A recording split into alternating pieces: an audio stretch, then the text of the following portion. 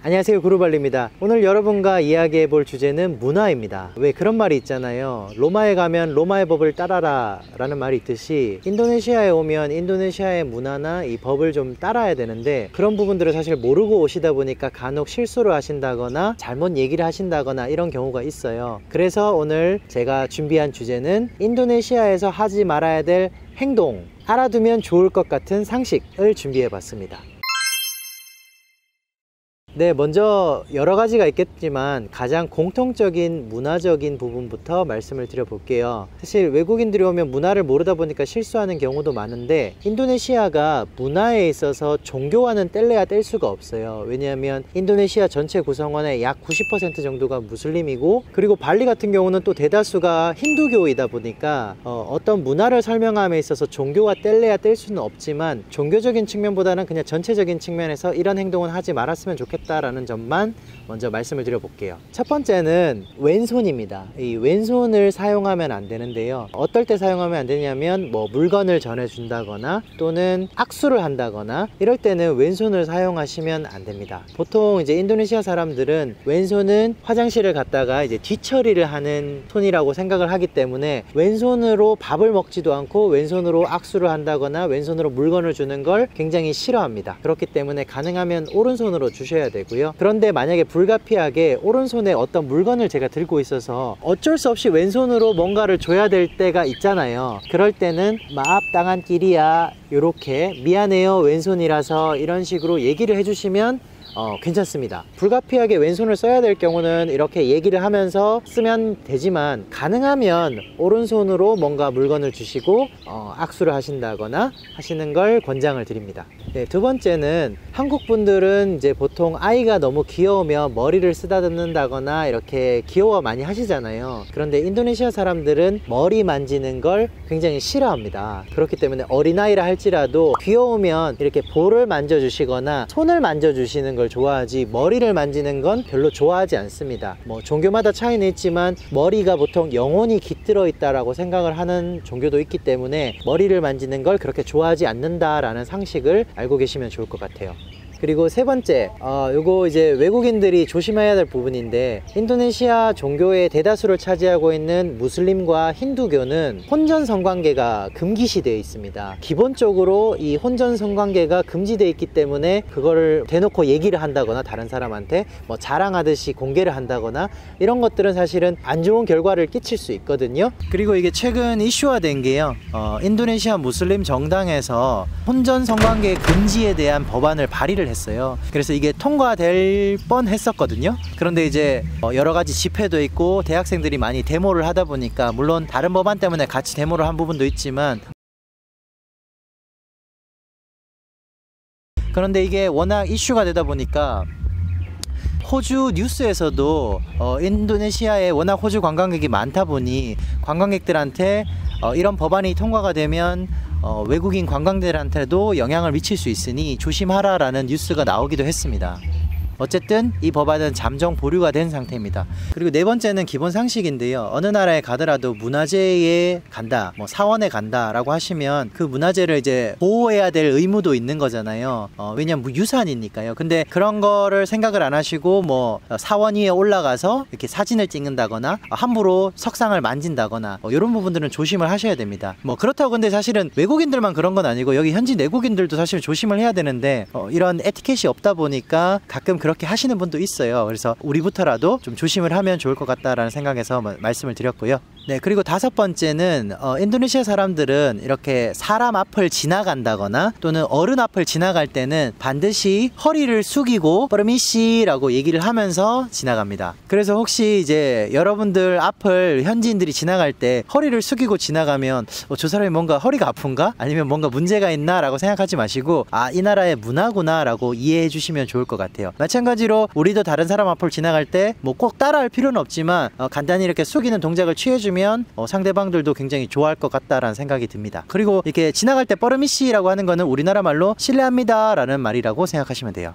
그리고 6번째와 7번째는 이 발리에 살다 보니까 지켜야 될 것들인데, 발리에 오시면 관광객들도 그렇고 여기 사시는 외국인도 그렇지만 사원에 들어갈 때는 반드시 까먼이라고 하는 이 사롱이라고 보통 얘기하죠. 천을 밑에 두르셔야 됩니다. 그게 이제 원칙이고 규정이기 때문에 반드시 지키셔야 되고, 근데 대부분 유명한 관광지에 가시면 입장료에 이 까먼 사롱이 포함되어 있거나 또는 무료로 나눠주는 곳도 있습니다. 또는 이제 돈을 일정 금액을 내고 사롱을 빌리는 경우도 있죠. 일전에 제가 름뿌양 찍을 때 사롱을 돈 주고 빌린 적이 있는데, 그런 식으로 사롱을 반드시 착용을 하시고 사원에 들어가셔야 된다는 점 알아야 되고요. 그리고 마지막으로는 발리 지역은 1년에 하루씩 예삐데이라고 해서 아무도 바깥에 못 나오는 날이 있어요. 정화의 날이라고 일전에 제가 영상을 한번 올린 적이 있는데 여기 한번 띄워드리겠습니다. 궁금하신 분들은 보시면 좋을 것 같고요. 이 예삐데이 때 아무도 밖에 못 나오고 집안에 불을 켤 수도 없고 소리를 내서도 안 되고, 불을 킨다 하더라도 불빛이 바깥으로 새나가지 않게 커튼을 완벽히 치셔야 돼요. 이런 부분들을 이제 지켜야 되는데, 간혹 외국인들 중에는 나는 힌두교가 아니니까 안 지켜도 돼 라고 이제 바깥에 나오시는 분들도 있고 하거든요. 그런 분들은 발리에 또 종교 경찰이 있어요. 종교 경찰들이 사람들을 또 잡아갈 수도 있고 또 제재를 취할 수 있기 때문에 강제 추방을 시키는 경우도 있습니다. 그렇기 때문에 이런 부분들은 이 나라의 문화고 우리도 존중해 줘야 될 부분이잖아요. 그래서 예삐데이 때는 반드시 여기에 규정대로 지켜줬으면 좋겠다라는 제 바람입니다.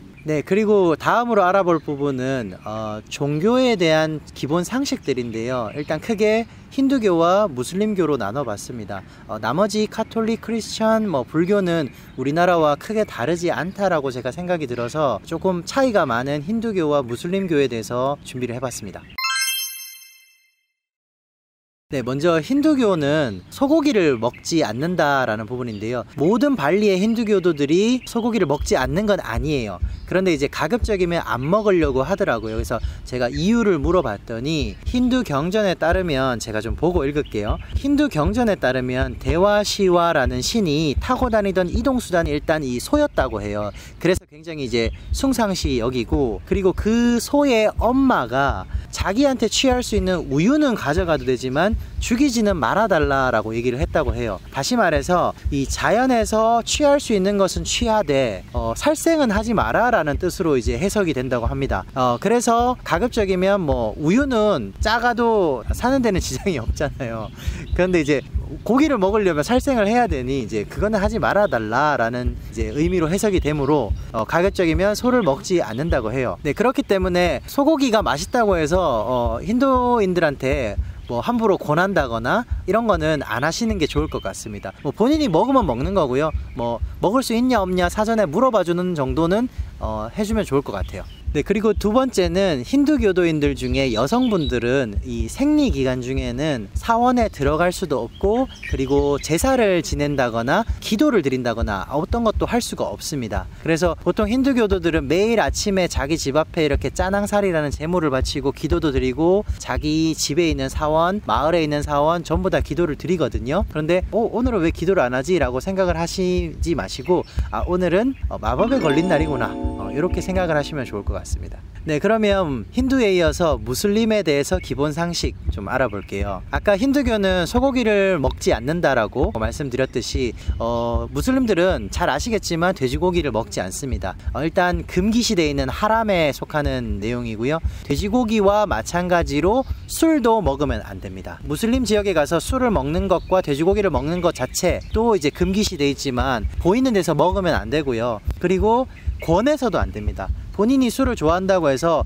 너 술 먹어볼래? 이거 맛있어, 이렇게 권하시면 그것조차도 죄악시 되는 거라서 조심하셔야 되는 부분이에요. 이슬람 국가 중에 특히나 인도네시아는 좀 그런 게 덜하지만 브루나이 같은 나라는요, 이 인도네시아 이제 북쪽에 깔리만탄섬 북쪽에 붙어있는 나라가 브루나이잖아요. 굉장히 국민소득도 높고 잘 사는 나라인데, 여기에서는 국왕이 애초에 이 술에 대해서 굉장히 금기시시키고 있기 때문에 외국인들이 현지인들한테 술을 권하는 것 자체도 굉장히 엄중한 법 처벌을 받거든요. 그렇기 때문에 이런 부분은 알고 조심을 하셔야 됩니다. 네, 그리고 다음으로 알아야 될 상식은 무슬림들한테 이 강아지, 멍멍이죠. 멍멍이의 침은 무슬림들은 굉장히 싫어하는 부분이거든요. 왜냐하면 무슬림들한테 이 강아지의 침에는 굉장히 많은 병균이 있다라고 생각을 하더라고요. 그래서 이 침이 자기 손이나 이런 데 묻으면 진흙으로 7번을 씻고 그리고 비누로 씻어내야 된다고 할 정도로 굉장히 싫어하더라고요. 강아지 자체를 싫어하는 건 아니라고 해요. 강아지는 너무 예쁘고 귀엽고 좋은데 강아지랑 가까이 있으면 강아지가 핥을 수가 있잖아요. 그렇기 때문에 가급적이면 강아지 근처에 가지 않으려고 한다고 합니다. 네, 그렇기 때문에 강아지 부분에 대해서 여러분들이 알고 계시면 무슬림들한테 혹시 말실수를 한다거나 너 왜 강아지 안 좋아해? 뭐 이런 얘기는 안 하시는 게 좋을 것 같아요. 네, 그리고 무슬림들이 돼지도 안 먹지만 또 먹지 않는 몇 가지 것들이 있는데요. 일단 동물의 피. 네, 한국 사람들은 사실 선지도 먹고 다 먹잖아요. 발리 사람들도 돼지 피가 들어있는 게 라와르라는 음식이거든요. 일종의 바비굴링 비슷한 음식인데 이런 것들을 다 먹는데 무슬림들은 동물의 피를 먹지 않기 때문에 절대 이런 거 음식들을 혹시 권하시면 안 되는 거고요. 그리고 마찬가지로 동물 중에 먹지 말아야 될 동물이 있는데 물과 육지에서 동시에 살 수 있는 그런 동물들 있잖아요. 예를 들어 뭐 뱀이라든지 악어라든지 개구리라든지 이런 동물들은 절대 먹지 않는다고 합니다. 그리고 또 먹지 않는 동물이 이 송곳니가 굉장히 날카롭게 나 있는 동물 중에 뭐 예를 들면 사자라든지 호랑이, 루아, 고양이, 대체적으로 고양이과죠. 이런 동물들은 절대 먹으면 안 된다라고 하고요. 그리고 무슬림들이 본인이 이건 개인차가 있는 건데 무슬림들이 느끼기에 징그럽다고 생각되는 것들은 또 먹지 않는다고 해요. 요거는 좀 개인차가 있죠. 그래서 뭐 지렁이 같은 거나 곰뱅이, 애벌레 이런 것들을 먹는 사람도 있지만 본인이 징그럽다고 느끼면 먹지 않는 사람도 있다라고 합니다. 그래서 이런 제가 말씀드린 음식들에 대해서는 혹시 권한다거나 이런 것들은 안 하시는 게 좋을 것 같습니다. 왜냐하면요, 보통 우리가 TV에 보면 뭐 걸어서 세계 속으로 라든지 또는 뭐 정글의 법칙 이런 프로를 보다 보면 이런 인도네시아 밀림에서 도마뱀 종류를 잡아서 이렇게 바로 구워 먹는 경우를 보신 적이 있을 거예요. 그래서 인도네시아 사람들은 다 이런 도마뱀이나 비아왁 같은 이런 종류를 먹을 수 있구나 라고 생각을 하시겠지만 사실은 대체적으로 무슬림들이 90% 이상이다 보니까 먹지 않는 사람이 대부분입니다. 그러므로 여러분들이 혹시 이런 고기가 생겼다 하더라도 권하시질 말길 바랍니다. 그리고 한 가지 제가 깜빡한 게 있는데요. 무슬림들은 또 고기를 잡아먹는, 다시 말해서 육식동물은 먹지 않는다라고 합니다. 그래서 대체적으로 무슬림들이 먹는 게 닭, 그리고 염소, 양, 소, 다시 말해서 초식동물은 먹지만 육식동물은 먹지 않는다라고 알고 계시면 좋을 것 같아요. 네, 그리고 아까 힌두교에서 말씀드린 것처럼 무슬림들도 여성분들은 생리 중에는 기도를 할 수도 없고 그리고 사원에 들어갈 수도 없습니다. 그래서 생리 중에는 단식을 하는 경우에도 단식을 중단하고 생리가 끝난 다음에 단식을 다시 이어나간다라고 해요. 그래서 이런 것들을 이제 상식으로 알고 계시면 좋을 것 같고, 사원에 들어갈 때는 그게 남성이든 여성이든 반드시 신발을 벗고 맨발로 들어가셔야 됩니다. 그리고 맨발로 들어가기 전에 우두라고 해서 무슬림들은 기도를 드리기 전에 몸을 정갈하게 씻는 과정이 있어요. 그래서 반드시 몸을 씻고 기도를 드린다라고 알고 계시면 좋고, 특이하게 무슬림 여성들은 매니큐어를 하지 않습니다. 왜냐하면 매니큐어를 하게 되면 제가 방금 말씀드린 우두라는 과정에서 몸을 씻는 과정에 손톱이 씻기지가 않잖아요. 왜냐하면 매니큐어가 칠해져 있으니까. 그래서 기도를 드릴 때는 이 매니큐어를 절대 칠하지 않고요. 반대로 생리 중에는 기도를 안 드려도 되잖아요. 그럴 때는 잠깐씩 매니큐어를 칠했다가 생리 기간이 끝나면 다시 매니큐어를 지운다고 해요. 이런 부분은 이제 뭐 재미로 알고 계시면 좋을 것 같아요. 네, 그리고 끝으로 무슬림들은 이제 뭐 비키니라든지 이런 섹시한 의상은 입을 수가 없어요. 애초에 히잡이나 뭐 뚜둥이라고 하는 이제 머리에 쓰는 걸 하기 때문에 몸을 가리는 게 목적이거든요. 그렇기 때문에 뭐 섹시한 의상이라든지 비키니는 입을 수 없다라는 거 알고 계시면 좋을 것 같습니다. 네, 제가 이렇게 인도네시아에서 하지 말아야 될 행동과 기본적으로 알아두면 좋을 상식에 대해서 말씀드리는 이유는요, 외국인들이나 관광객들이 인도네시아나 발리에 많이 오는데 물론 실수할 수 있습니다. 모르니까 실수할 수 있는 거거든요. 근데 인도네시아 사람들이 굉장히 관대해요. 사실은 외국인들한테. 다른 여타 다 지역의 무슬림들이랑은 조금 다르거든요. 그래서 실수를 한다고 해서 뭐 잡아간다거나 뭐 처벌을 한다거나 그런 경우는 진짜 거의 없습니다. 그러나 여러분들이 이런 부분을 좀 알고 조심을 하면 더 좋을 것 같다라는 생각에서 제가 말씀을 드렸고요. 우리의 문화를 존중하듯이 상대방의 문화도 존중해 줬으면 좋겠다라는 생각이 들어서 이렇게 영상을 한번 찍어봤습니다. 어떻게 도움이 되셨는지 모르겠어요. 오늘 영상은 여기까지 찍고요. 다음 시간에 더 좋은 영상, 더 좋은 컨텐츠로 여러분들 찾아뵙도록 하겠습니다. 네, 또 뵙겠습니다. 안녕히 계세요.